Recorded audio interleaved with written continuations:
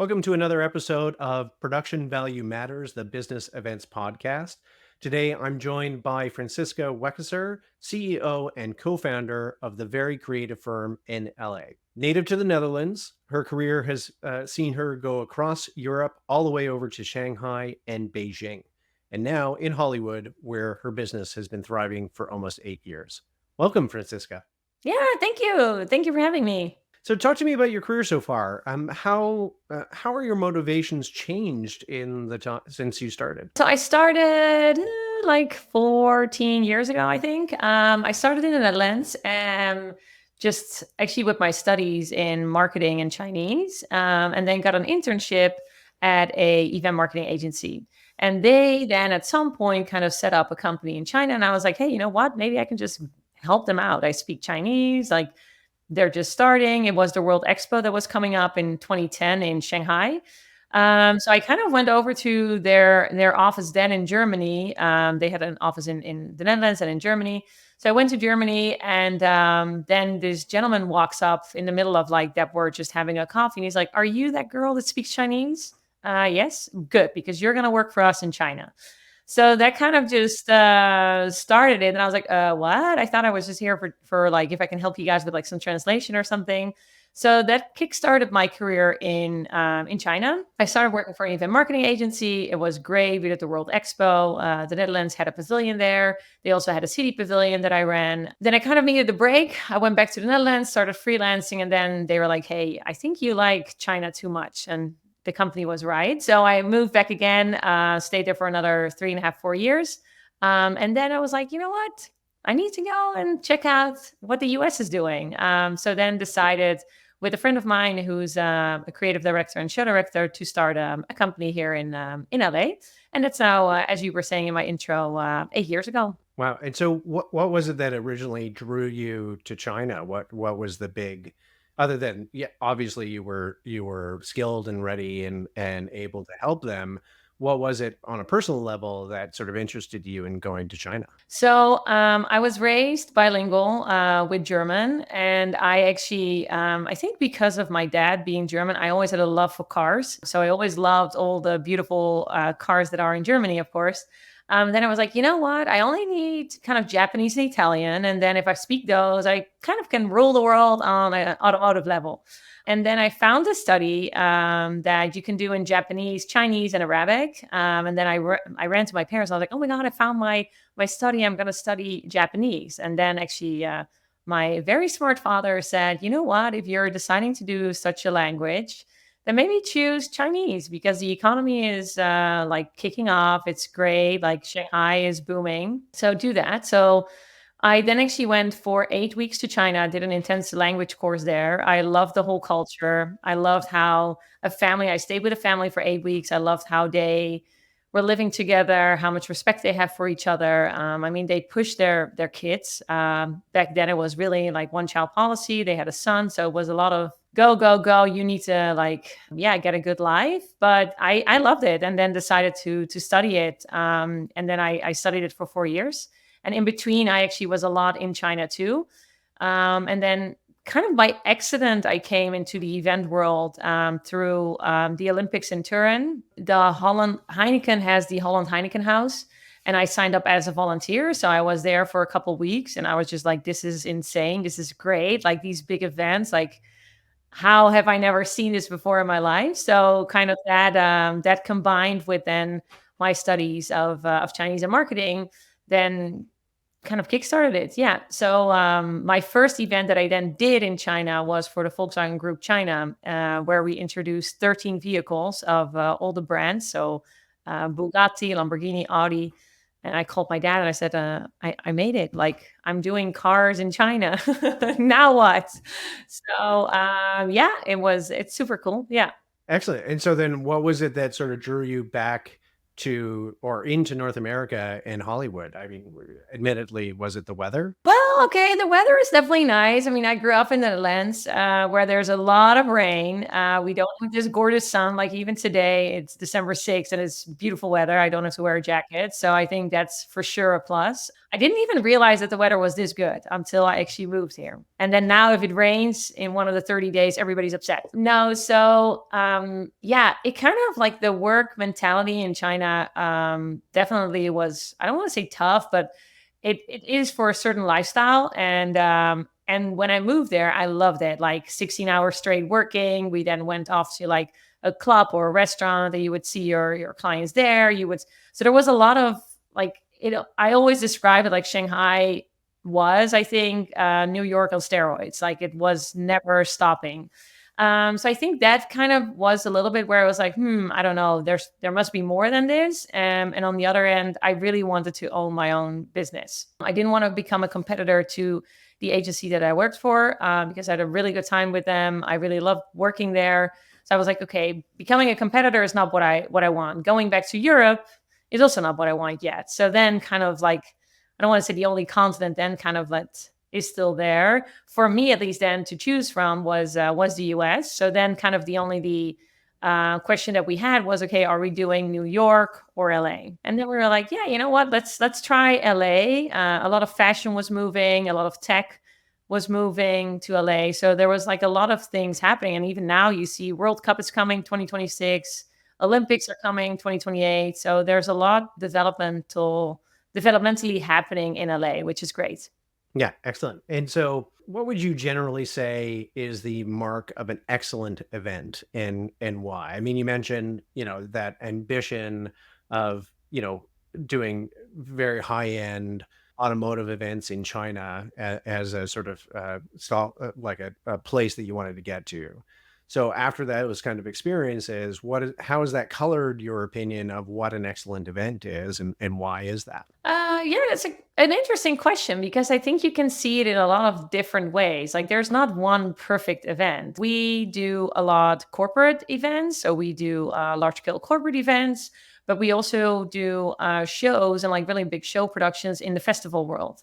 So I think even looking there, I think the perfect event is like obviously when your client is happy. I mean, yes, that's that. But we've had it where we were in China that we actually had people in the audience that had to cry from video content that we produced. And I was like, oh my God, I will never forget this in my life, that storytelling wise, they were intrigued by a story that we were trying to tell in 7 minutes. And like in the middle of where we were, like 3.5 minutes, they actually had tears just because they really liked the story. And this was a story about a Beetle, so about a Volkswagen Beetle. So it's interesting, like it's not even that we were showing something about animal rescue or something that will draw people very quickly to emotions. But we recently did it's called the Product Vision Day for Fisker, so for an electric car company here in LA.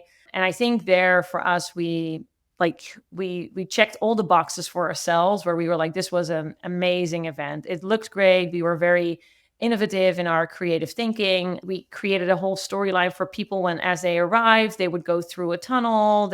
So everything made sense. And then the whole execution of it within the time, and of course, like within the rehearsals and everything that we had, was just great. And I think that's just where, when you feel that whatever you have planned and that you wanted to create actually happens, and then you also enjoy it while you're doing it. I think that's really something where you're like, okay, that was a really good event, especially the enjoying part.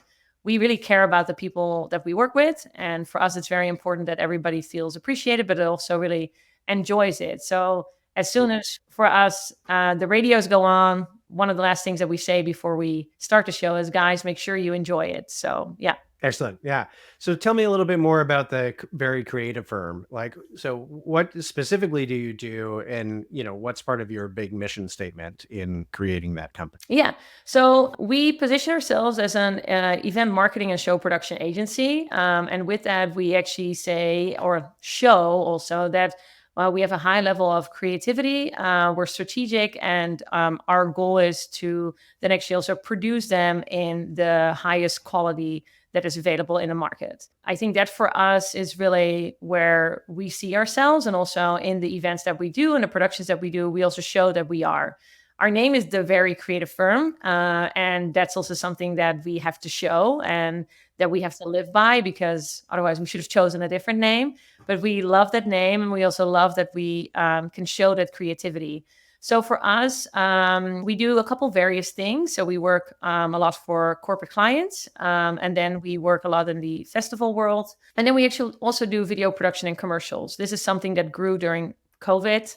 I think we all forgot about it, but it happened a few years ago. Remember that moment that we all were inside? And we then actually chose to develop more the video production commercial part, because it has this incredible creative element to it as well. So for us, strategy, that we have the strategic thinking, that we have the creative thinking, that we know how to listen to our clients, and then actually executing it in the highest production quality is really what we want to thrive for in all of these different elements that we're working in. If this is if we're at a festival or for a corporate client or in a video production.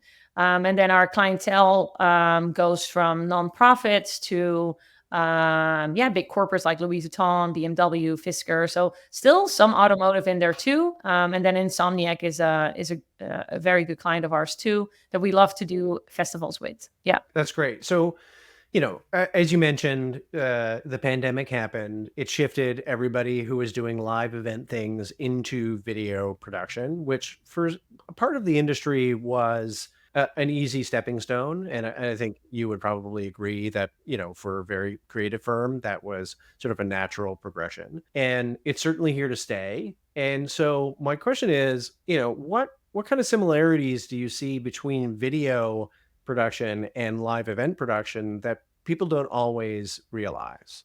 Yeah, I think it all starts with this one idea that someone has. And that can start in like, is it a video or is it an event or is it both? Like, do you want both things to come together? For us, it was a natural growth and a natural step towards that direction of video and commercials, because we already were doing so much video for our clients and we were already kind of doing that. So growing that was easy on a creative level. So when then a client is like, okay, well, I want to create a video and I want to show this new product, we're like, okay, well, let's think about it. What's the story? What's the concept? How are we going to do that? And then productionally, I don't want to say like it's almost the same, because it's not, because with video, you need to have a lot of like the camera people, and you need to have a good DP, you need to have a good director.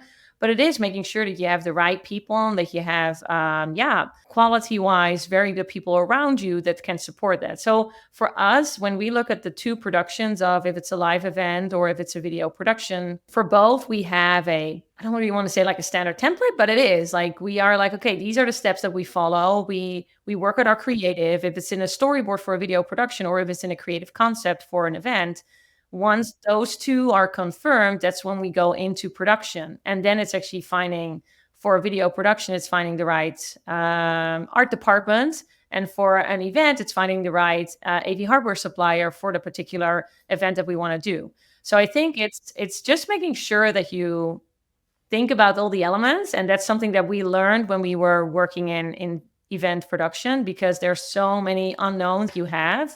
So with the years of experience, it was a logical step to actually then also kind of look at, okay, what is video production doing? And so where do you sort of see the market going sort of post-pandemic? We'll see thought leaders on, LinkedIn, various other networks and in associations, either saying, we got to go all the way back to live, or we got to shift everything into virtual and hybrid. And all of those kind of things. I am of the personal opinion that it's, and I said this to somebody the other day, that it's sort of like that scene in Austin Powers where he realizes that, the 50s were all sorts of responsibility and the 60s were all about freedom. And now he's really glad that he lives in a world where it's freedom and responsibility. I'm particularly interested in sort of your market take on video production and moving a lot of what was typically event centric content and putting it into the world of video production, and whether or not that's a good or a bad thing, or where the market's going with that. Yeah. I mean, I also can't really look into the future. And I think that's where, if we now just look at what our clients want, definitely everybody's expecting, especially I think maybe here also in LA, but anywhere in the world, they're expecting a higher quality. They're expecting, like, if they do an event and they have a massive LED wall, because nowadays nothing is small anymore, everybody has massive LED. So massive LED means there needs to be big content. Content needs to work well. We all need to then have very good working media server so that we can actually run all this content. And that's, I think, for a client, it's often like, okay, but I just want to have an LED wall that's 80 feet wide. Okay, great. But you also have the budget that actually can support that, and that you can run the media servers, that you can actually hire if you hire us and we do your video content, you need to also have the budget for that, because even and the time, like even the rendering of something like that takes days. And I think that's where the shifting is interesting, but it's also then like almost the education of a client, where you're like, okay, are they open to listening to us, where we're like, if you want to do this 80 feet wall LED wall, you need to have proper time to for us to actually produce this. You can't just do one rehearsal day and then say, there's a couple changes on the content. There's just no time. Simply there's no time to then do that. And I think that's what if I look at, like, even when I did things in China, the education portion of that was massive. And then now that things are, I don't really see things shifting or moving, because we're on a live element. We're still busy and we're getting busier. And after COVID, it went a little bit this, and now it's going sky high. So I think in that sense, but it is more and more clients get more experienced, and they see things from other companies, and then sometimes don't completely realize what kind of budget goes with that. And that's sometimes like harder for us to explain. And then in terms of the shifts, yeah, for us, we're really happy that we can offer both, because it really makes us yeah, special, and we have that niche that we can offer both. We can do a commercial for a client at the same time that we can run a live event for them. And in that sense, we understand their brand completely. I hope that Yeah. answers your questions a little, a Yeah, little bit. absolutely, absolutely. Yeah, that educational piece has certainly been one of the bigger challenges in the industry as people are coming out of the pandemic and trying to figure out, where to spend money, how to spend money appropriately. Do you find that, when you go to a client and you try to educate them on, a very similar thing that we are constantly educating clients about, which is, okay, 80-foot LED screen is fantastic, but how are you building that content and what are you investing in that? We always find do you find, actually, I should ask, that actually pushes that client away from that kind of production value, and then sort of defaults them back to, oh, well, let's just do two screens and a podium kind of thing? Yeah, I don't want to say it pushes them away. It's always this hard part of, like, they want something different, but they have the same budget. So we do a show for a client. We've been doing it for a couple of years, and they kind of are always looking for that renewal element to it, but then they don't have the budget that we can renew, because so much of the budget goes to F&B. So much of budget goes to the venue. Yeah, if you choose a very special venue, is going to cost you money. And often these very special venues, or even if it's a convention center, they say, okay, well, you have to work with this AV hardware supplier. So we can negotiate, we can make a deal, and we can be like, hey guys, can we get this and this, or can we maybe exchange these and these lights for this and this? So I don't think that we're really pushing them away. I think it's also just for us as a company, it's our responsibility to actually make sure that we also choose the clients that fit what we want to do. So it's not only that we look for clients that give us business, but we want to work with the right clients that actually support what we want in our business. I just right before this podcast, I had a call, and I said to the client in all transparency, I said, listen, we can do your guest registration, but it's not what we love. Our love is when the lights go on, and when we can be on stage, and when we can coach speakers, and when we can do a stage production.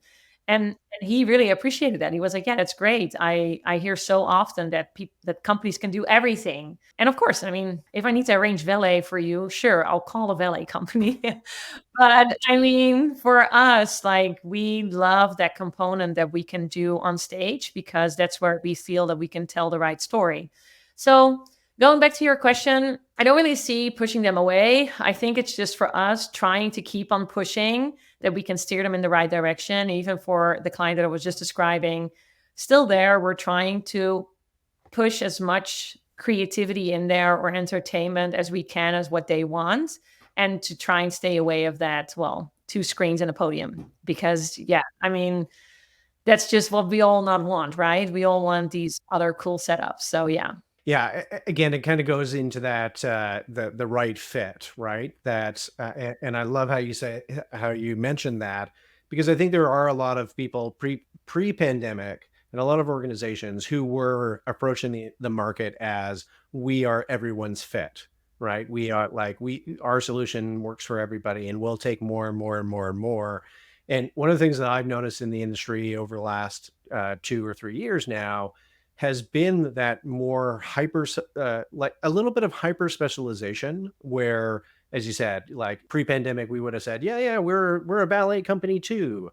But now we're saying, no, no, no, I'm not a ballet company. I am this company. And we do this, we do it really well. And if you're the right client for this, we're going to be the best of friends. But otherwise, if you're looking for a ballet company only, please go talk to the ballet Yeah. company. Yeah. Right. And I think that's a really great thing that's happened to the industry, that hyper specialization. And I think a lot of companies across the board, from, the smallest scale all the way to the top, have really started to hone in on that best fit client and trying to get that. And I find that a lot of organizations who don't do that are continuing to struggle post pandemic. Yeah. Anyway, interesting business thought that I thought we Yeah, would. but it's also sometimes scary, I think for businesses and even for us too, like to say no to a client that you're like, it could actually give us revenue. We could actually use that because we don't have so much going on then and then. But it's that moment where you kind of have to stick to your plan and you have to be like, no, like we had someone else asking us like, yeah, you guys do event documentation. Oh, okay, so can you arrange a photographer? No, or no, like we're a show production agency. So we do event documentation because we want to make sure we have good marketing material at the end and that our client has good marketing material. And because we feel that we have the right taste that we can make a cool after movie. Sure. But to then call me for a photographer, no, just go on Thumbtack or whatever websites and find a photographer and brief them yourselves. You don't need me for that. And that's also like a waste of time. So I think in that sense, there's a lot where companies need to try to stick to their plan and just also don't be scared to say no. Yeah. Yeah, absolutely. There are so many times, like, what was the meme, or not the meme, the expression that we used to say, back in 2018, oh, let me Google that for you. Oh yeah. And there was always so much pressure in this industry to say, well, no, no, no, that's an opportunity to get in with the client. I don't think that's true anymore. That, Yeah. it's almost like the old white labeling practice in the agency world where, I used to turn to people and say, people can Google me. They know where I am. I have a LinkedIn profile. Yeah. So, for you to pretend that, everybody who's working on this team is in your in-house team and give them email addresses, it always seemed like you were trying to pull the wool over the client's eyes. And there's much more transparency in the industry, which I, Yeah. I, That's I true. enjoy. Yeah. Yeah. Yeah. Yeah. So let me talk about your process a little bit, because I'm always fascinated by different processes across the industry. So when you meet with a client for the first time, like, what are the two main questions you ask at the start, and why do you ask those questions?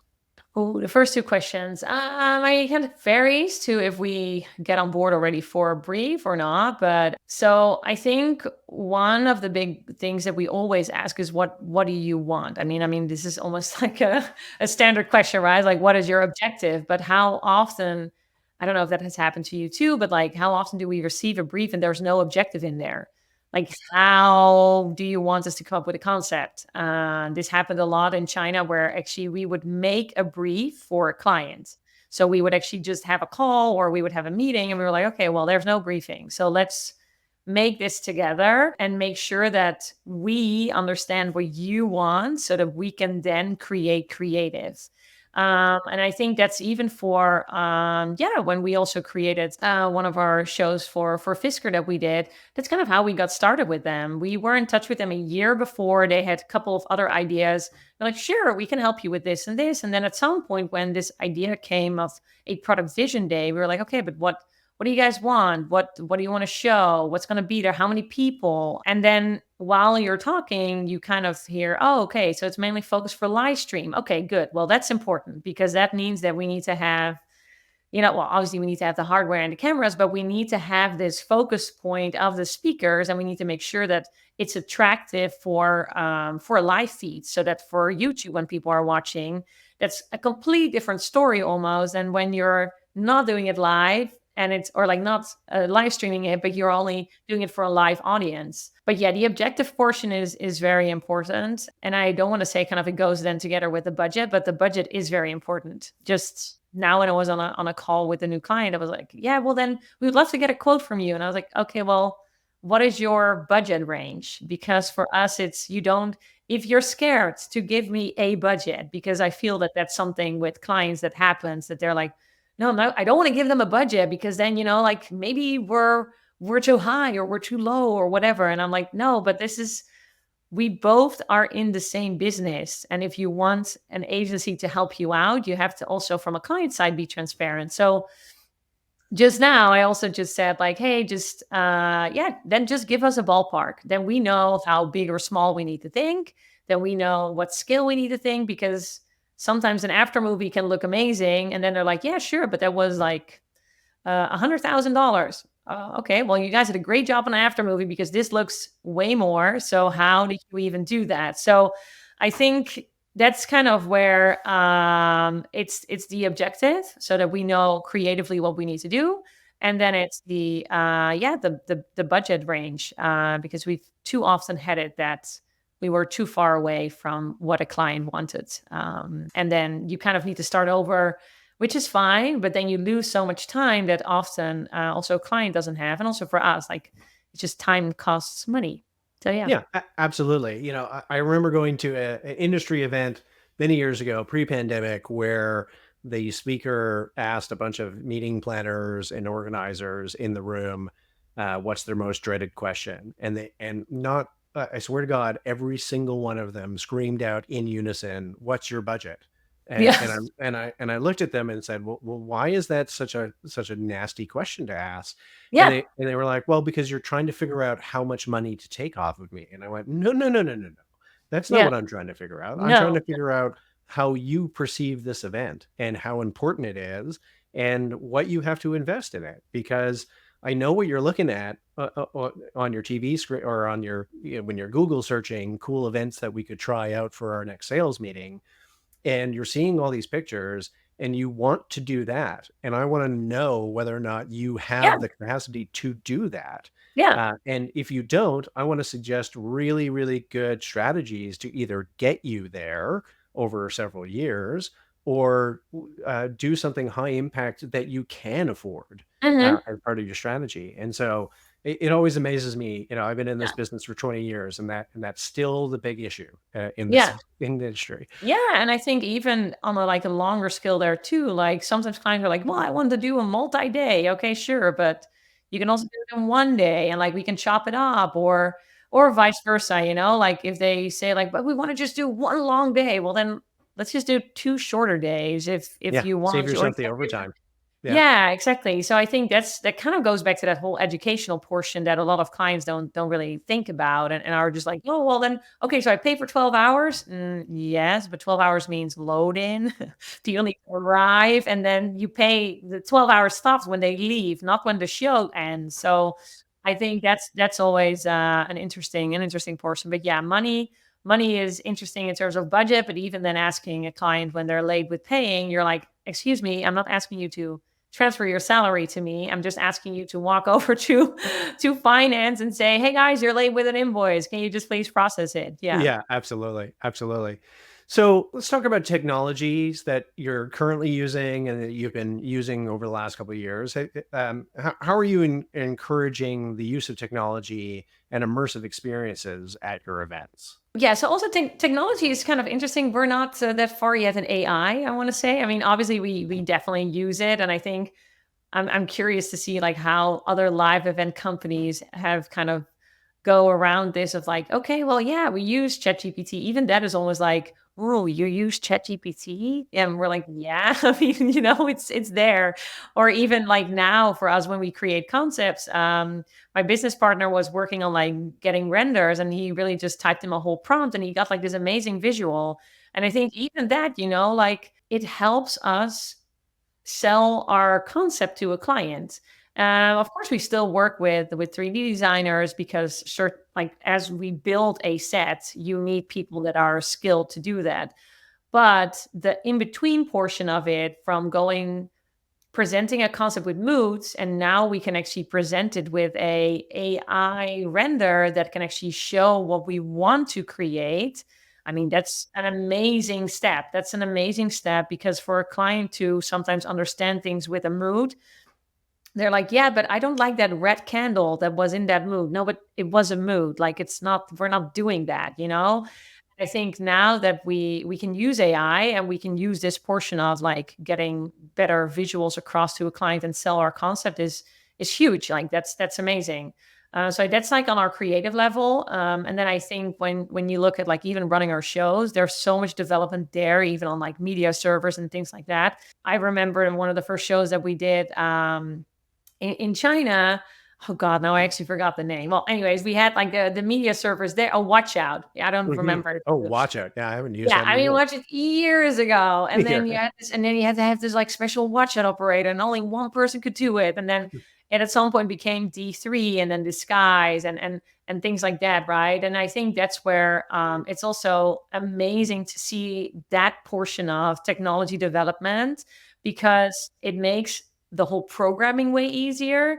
Like for us, I remember us sitting like a whole night next to a watch operating programming his timeline, and then oh my god, and then we're crash and like all of these things. And now, like running a show, you can pre-program all the lights, you can pre-program all of your content. You can do virtual previews with clients. I was just explaining that as well to a client where I was like, yeah, we can pre-program everything, and then we just walk through it. You can save money on a rental of a venue because we can do a large portion of rehearsals kind of with you, that you can see all the lighting cues on a virtual set.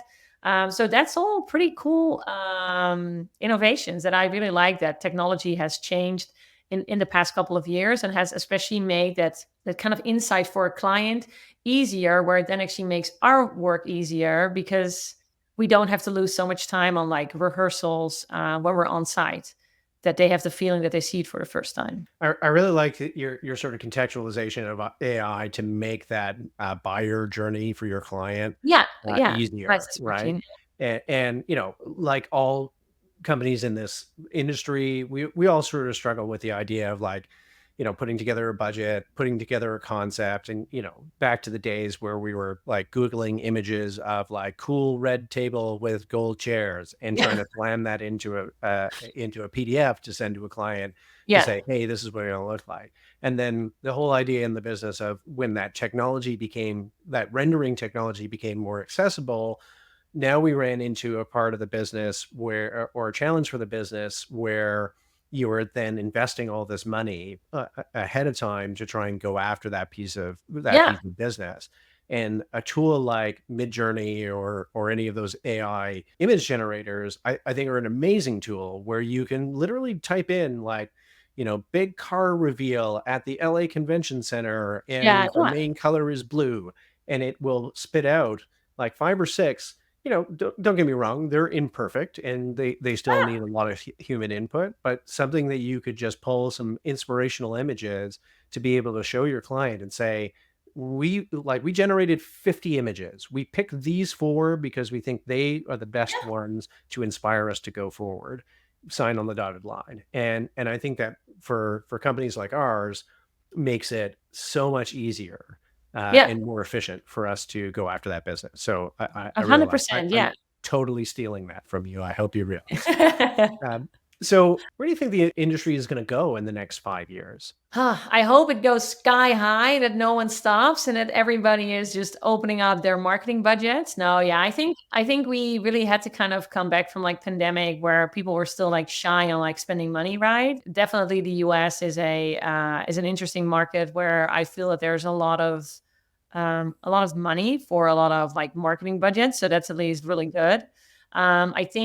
I think the live element will always stay. Like even if we look at our festivals where we produce certain areas, how much people love to sit somewhere and get this experience. I don't think that that's replaceable. In all honesty, I think that's also even when it was pandemic, when we had other companies really focusing on virtual events, we were like, you know what, that's not really our thing. Like we we will focus a bit more on video production. And I think then now in the next 5 years, yeah, LA is going to be super exciting. So I was mentioning World Cup, Olympics. There's so much happening now here. We're finally getting maybe a airport that will function. Who knows? But that would be super nice. But yeah, I think in terms of events, like I'll developmentally, I think it will run a bit faster with this whole AI portion of it, where I think even like programming shows will all get faster. Like all of those technologies that I maybe don't see every day, but once we then have a new show, they're like, "Hey, but you know what? There's this and this software." And we're like, "Oh, okay, cool. Well, let's try it out, or like let's test this out." It's gonna stay. And this, I love that every time there's a new innovation, there's some new technology that we can then actually use, and that can actually then give also the audience a different experience every time. Like the idea for us is not to do what other companies do. So honestly, next 5 years gonna be cool. They're gonna be great. So yeah, that's kind of how I see it. We're definitely here. We have good plans for the next 5 years, and we're really working on like getting a bit more of retainers so we can actually educate those clients, and that we can then actually like grow them to that point as well. And then when they know everything, they go to someone else. But hey, that's Yeah, fine. It's like that's with children when they move out of the house. yeah, absolutely. I have 2 at home right now that, they can move out any day. I'd be happy with that. No, I'm kidding. I'm all kidding. So, it's I wanna just jump on 2 thoughts that you inspired. One was, this quote that or this little note that I put down, when we're talking about, you had mentioned that, the marketing dollars being spent on events, and, there's an interesting competition going on, between sort of digital marketing and content marketing and event marketing, and the portion of the marketing budgets being spent on live events or event strategy. And so Gartner just came out with their event industry study, for the marketing agency world. And I think that the number was that in 2023, it was only 12% of global marketing budgets were spent on events, Yeah. which I think is just an amazing growth opportunity, because if we start to factor in ChatGPT is only about a year old, that language model, and look at how much change it has made, Yeah. that it has eroded. Somebody said to me the other day that it has eroded trust in marketing, especially in the B2B space, where in that, in contrast, events are about trust. When all of this AI content is being churned out on marketing digital channels, that events end up being the one place where you can genuinely connect with that brand, more than any way that you could possibly through an ad. And then another statistic that I just want to throw at you and get your thoughts on was, somebody pointed out the other day that, 99%, 95% of decisions made by a consumer or a brand are made on an emotional level. And if that is true, then try to think of the last time a digital ad stirred you to emotion. And Mhm. that's the role that live and experiential has, Yeah. Yeah. in those sales. And I just thought those were really interesting Yeah, thoughts. Yeah. I think we should work together with digital marketing. There's no way around it 100%, but I also think there's this component to live there's nothing beats live. Like if you can, even if you go and shop, like, okay, people can maybe hate shopping, but if you're shopping for, say, a wedding dress, I don't think anybody does this online. Like people want to feel it, they want to see it. And I know this is totally nothing to do with like live events, but it is this moment of that you want this experience and you want to feel it, you want to go through it. And I think that's where yeah, even for us in terms of live, like digital is not taking over. And why are so often companies or even agencies scared that digital is going to take over? Certain brands will do way better on digital because they see an immediate return on investment. They see data. They see, okay, we got a peak here and here because we did this in this video, commercial, or campaign, or whatsoever. Then we come in with event marketing, and then a client is like, okay, where's my return on investment? I can show you that data. Like it's people that arrive, they had an amazing experience. Sure, we've had it in China where we did a introduction for a new Bentley GTV8, and we sold 12 cars on that one evening. 12 cars at like $300,000. But hey, this was China. The target audience that was there was 18 to 26, and they had all this money. So I think, sure. I mean, that's where, and of course, there's return on investment that we can show. Of course, there's data that we can show too. But the whole point of doing live is where you create your brand loyalty, you create that brand connection, you create that community. Of course, you can create a community on digital too, but I really feel that there are still so many clients that really thrive in the live section and that should also really see that. And I think sometimes it just gets taken for granted because they don't see that data, and everybody loves data. Everybody eats up data, right? So it's way easier if you can see, oh, if I give something to 20 influencers and they can post stuff, sure, it will see how many clicks and blah, blah, blah. Like you see all of that. And then we do a product launch and we have press. Yeah, you see publication and things like that, but you don't immediately know where your peak came from because oftentimes they run a digital campaign at the same time. So they don't, and then often, of course, the digital team is like, yes, because we ran this campaign. Yeah, So it's interesting on the digital side that it's so data heavy, but yeah, not necessarily meaning heavy. yeah, and And not emotion. yeah, and There's on also the that picture events of that. industry Yeah, side, we're all about the emotion and the community building yeah, and the impact. But I find that the entire industry is still not 100% solid on how they report that metric. And yeah, so, I get it from a CMO's point of view that they're sitting there going, well, I got, $3 billion to spend on everything marketing. And if I give 75% of it to this department, they will come back in a month and tell me there was this many clicks, there was yeah, this much engagement. LinkedIn sent us a bunch of messages about how engaged our audience is.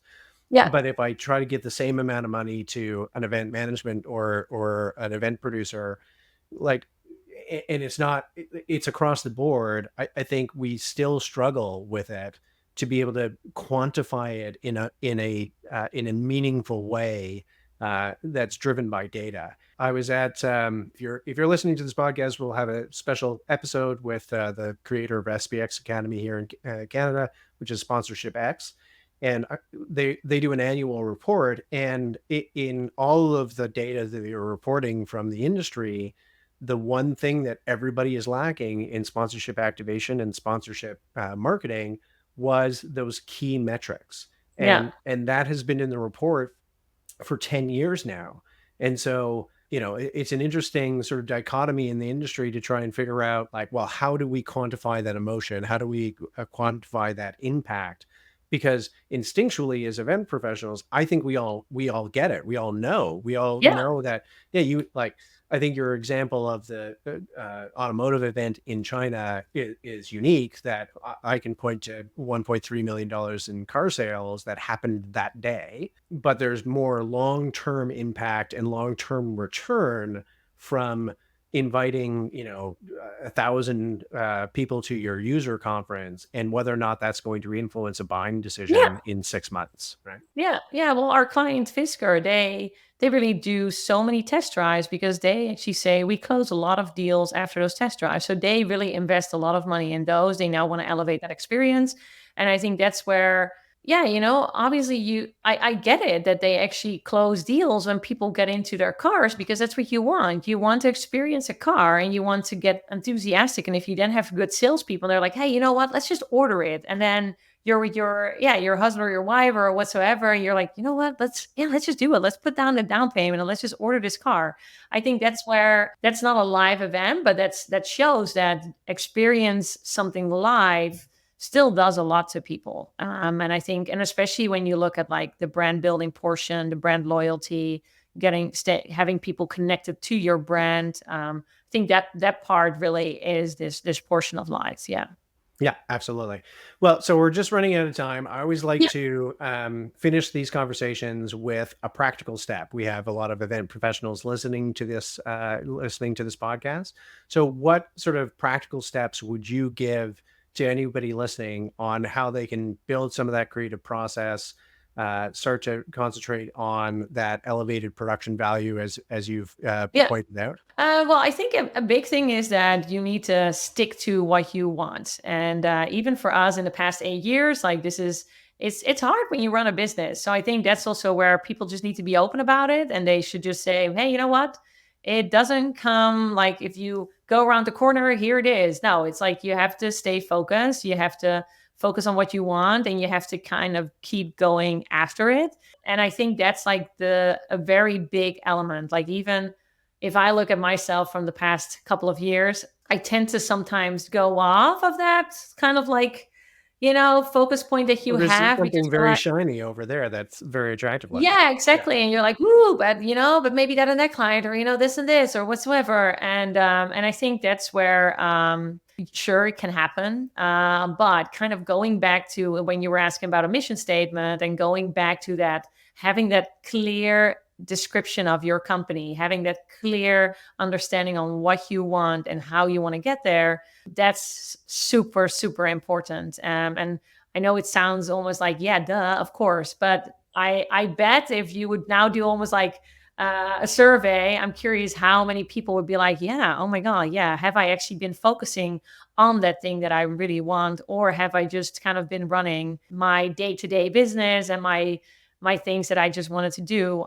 So I think that's kind of where my biggest thing is. We really spend a lot of time on that, on making sure that like we stay on track. We do a lot of internal reviews. We actually include really our team in those reviews too. We look at our teams together with like the goals that we have financially, but also with what type of clients we want.